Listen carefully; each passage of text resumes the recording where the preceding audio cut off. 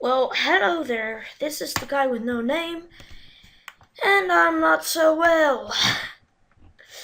Anyway, I'm not feeling that great, but you know, I thought, I uploaded 5 episodes on Saturday, so maybe I can upload 5 on Sunday. So I had to record a part 10. Well, he was rendering part 9 still, actually. As you can see, still rendering part 9. And let's do this crap. No, katawa shoujo is no crap. In the last episode, my brother called me a fag. I don't know, was that last episode? I don't think it was last episode. Anyway, in part 8 or 9, my brother called me a fag because there was Kenji, he was naked, and you know, he's the fag. Well, let's load. We were at above and beyond. Misha is trying desperately to keep up, but it's clear she can barely manage to even understand her. I put my head down. Whatever she's discussing, it looks like serious business. She's an ape besides the point where her wrist crackled, and Misha struggles to spit it out in word form. Wait, do I got the speakers are right? Alright. Sometimes she keeps on herself like she's dealing with tongue twisters, and then on top of that, she has to sound back angry in the other girl's sense. Seems like a rough job. Misha looks tired, like she's about to faint. Luckily for her, their business is soon finished, and the girls sit down on their seat again. Wow, I'm so tired. Her head hanging, she's hanging her head limply on her desk, looking exhausted. I used the opportunity to reconcile with Shizune a bit, without getting roped into the student council thing again, though I suspect that door is now closed for me. Festival preparation must be tough for you. Indeed, people in the school seem to be taking the festival very seriously. Whenever I see people idling around before and after classes, they're always talking about their plans for it. It's kind of neat to see everyone being so enthusiastic about it. I'm probably the only one who doesn't have something to do.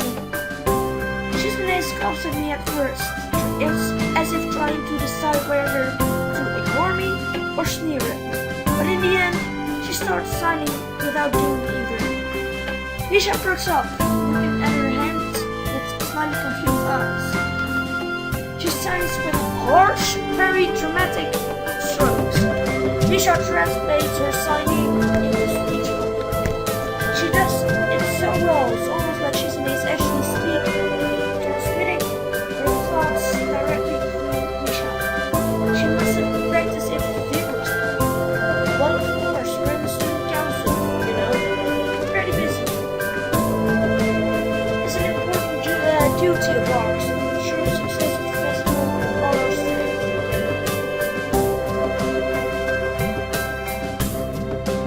We would shame ourselves in front of the past student council generation if the festival were to fail.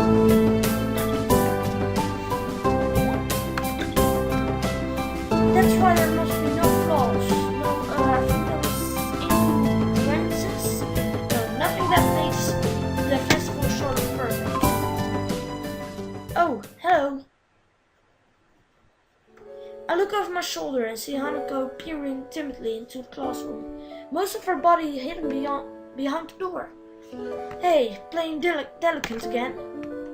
Hanako brushes hard as Misha's straightforward jab, even if it was only in the chest. Shizune stares at her probingly, causing Hanako to look down and start backing away to the point where only her fingers can be seen wrapped nervously around the edge of the door. Wait a second.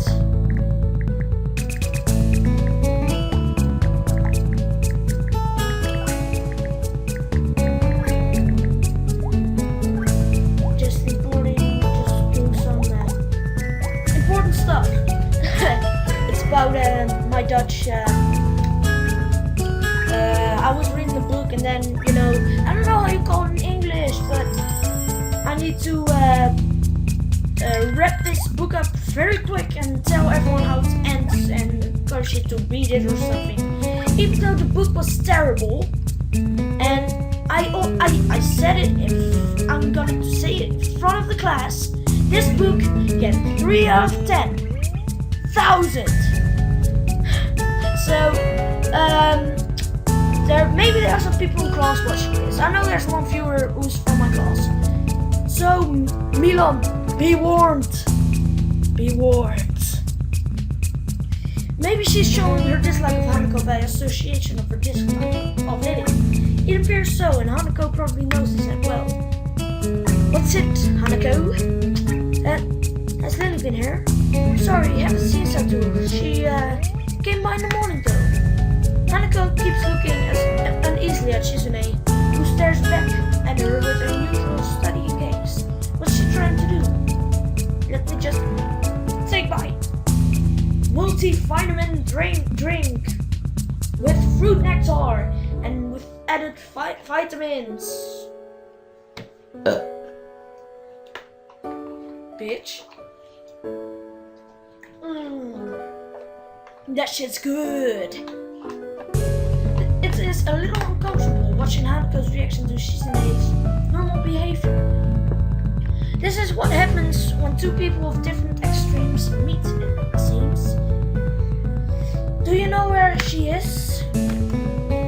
If she has any sense in her head, she's in her classroom working on the festival project. But who knows where that woman is loitering at? Roar! You need to find her. She was looking for you in the morning, but I guess you have missed each other. She waits a little without answering a simple question, looking awfully like she's not sure if it's proper to answer such a question. Yeah, I can come with you, if it's okay. Hanako nods fractionally, still on guard. Her shoulders stiff like wood. I get the feeling that she might be more comfortable by herself after all. But it's too late to back off now. She has this really troubled expression she seems to wear almost constantly. One that makes me constantly be on my guard myself. I wonder why. I kind of understand why she always seems to be so wary. Or maybe more like why there could be someone like her. But I still have no idea how I should act around such a person. It's dinner time soon. Were you planning to eat with Lily? She nods slightly. So she must have been trying to get in the cafeteria. Well, if there's something of a dinner crowd, just like the cafeteria is crowded during lunch, it's not as bad because dinner time is longer than lunch hour, but I can understand why Hanako would be discouraged from going in. So I pick up my bag and then we leave. Hanako slips a little to meet my own initial pace, so I slow down to match her speed. It doesn't take long for us to be walking in a comfortable pace down the hallway. It almost feels like we're going on a stroll together, something I can't say I've really done before with a girl. Hanako doesn't seem to be thinking the same thing though. Even though we were walking the same pace, she never becomes within arm's reach of me. I guess she's a little uncomfortable around me. Given how shy she is, there doesn't seem to be much help in it, at least for now. By the time we arrive at the cafeteria, it's not much of a crowd here, but Lily's nowhere to be seen. Whoa. Wait a second.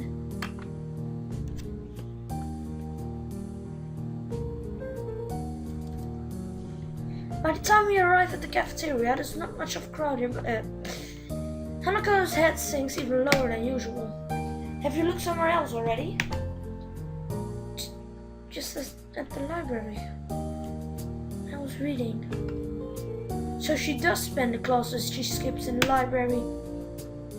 Ah, so it's not a thorough search then. Well, if I'd have to guess, she'd be in her own class, like she's in a set, right? Let me just get my drink again.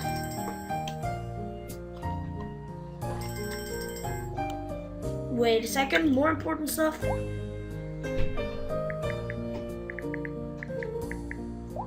Oi. Well, meet my little sister. No. Why? So, thank God she's gone. Question averted. Well, I still haven't drank, so leave me alone, woman.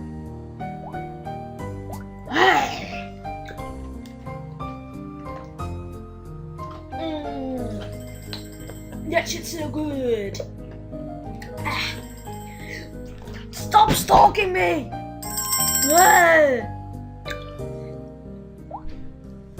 With good luck tomorrow. Yes, good luck.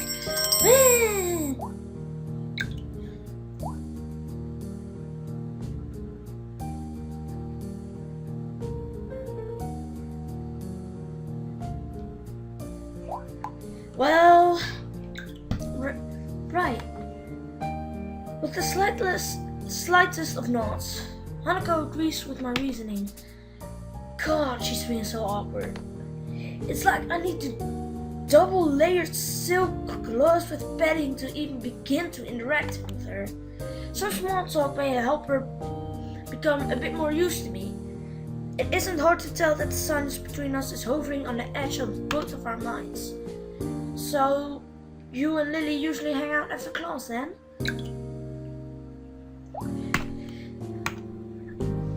Yes. I'm not quite sure what I expected from her answer, nor why I even asked the question. That must be rather obvious, after all. She doesn't seem to be the type to cultivate a social circle either, so I suspect that Lily may well be her only friend.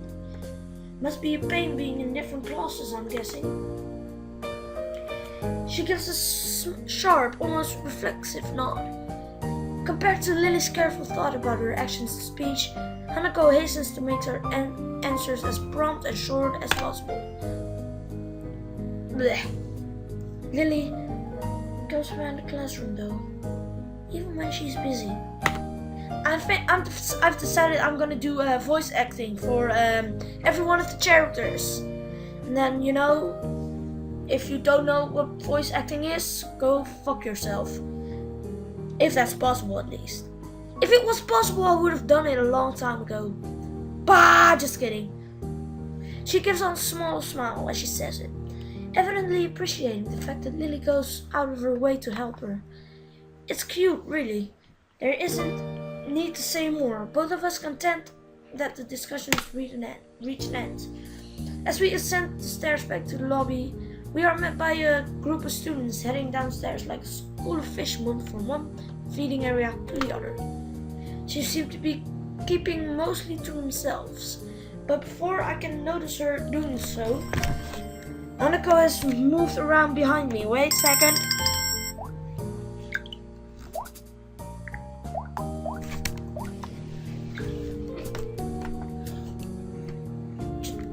Just keep going. Student, what? She went like gliding, like woo! Student passed us without much of a second glance. Let me just rest my feet onto my night thingy, which I put stuff on every night and stuff. And where also the holy shit calls vitamin drink is thingy. Well, the students pass us without as much of as a second glance. And Hanako takes up the position to my side again as we enter the building. Her momentary reprieve from her anxiety, but all snatched away. Even as we climb towards the third floor, she doesn't seem to relax. It isn't as if I've never known a shy person before, or even shy girls, but Hanako seems to be pretty far beyond what I call normal in her fear of people. If it weren't for Lily acting as a mediator, I doubt Hanako would even be able to walk beside me like this.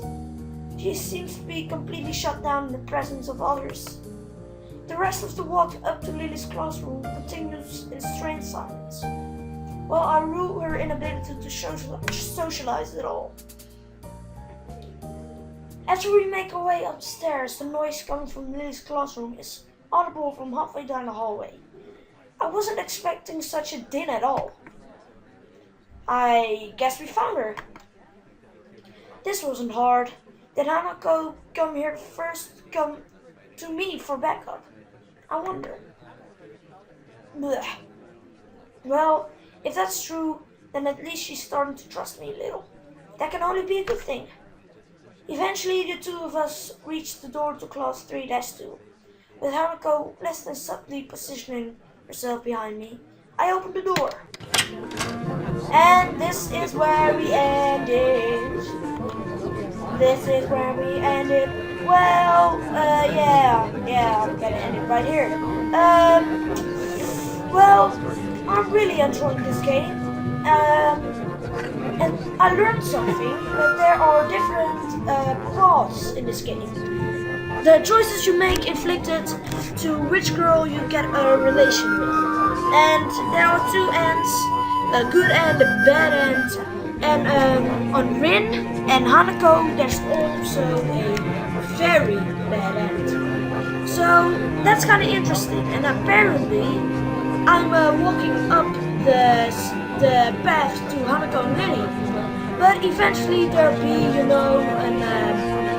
a decision point to whether I have the choice to go to the library, then I get Hanako's path, and then go to for a walk in town, which leads to Lily's path. I am planning to do Lily's path, but I'm not really sure yet.